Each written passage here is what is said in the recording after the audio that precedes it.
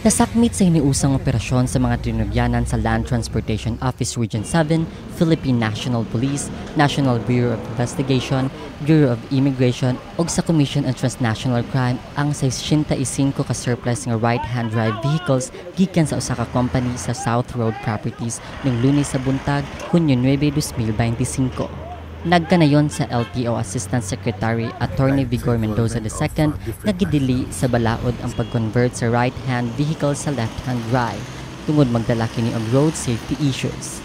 Ang gitugutan lamang sa pagbuhat niini mao ang accredited rebuilders nga asoy sa opisyal wala dinhi sa Sugbo.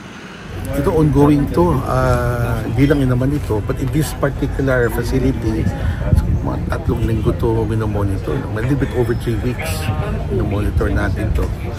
In and out of vehicles na confirm natin na puro right-hand drive and true enough. No? Was puro right-hand drive vehicles. Ang operasyon gilusad sa SRP Road sa Barangay San Isidro, Dakbayan sa Talisay. Ang mga nasakmit nga sakyanan gibalhin na karon sa opisyal nga impounding area sa LTO alang sa tukma nga dokumentasyon ug dugang pang-investigasyon.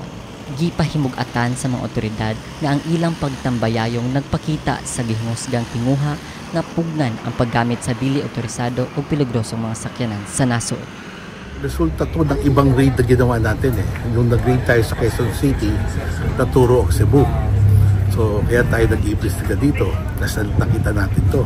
Nung nag-imbestiga tayo dito, naturo ang Davao. Kaya connected natin. Nung nag-raid tayo sa Davao, naturo na naman balik sa Cebu. So umiikot lang po yan. No? So at least naglalabasan ngayon ito, yung mga ibibigay sa atin ng impormasyon. Nagpapasalamat tayo sa kanila. Kauban si Rosemary Fasingson, kini si Edison Cutolado, PITcom interns alang sa My TV Cebu.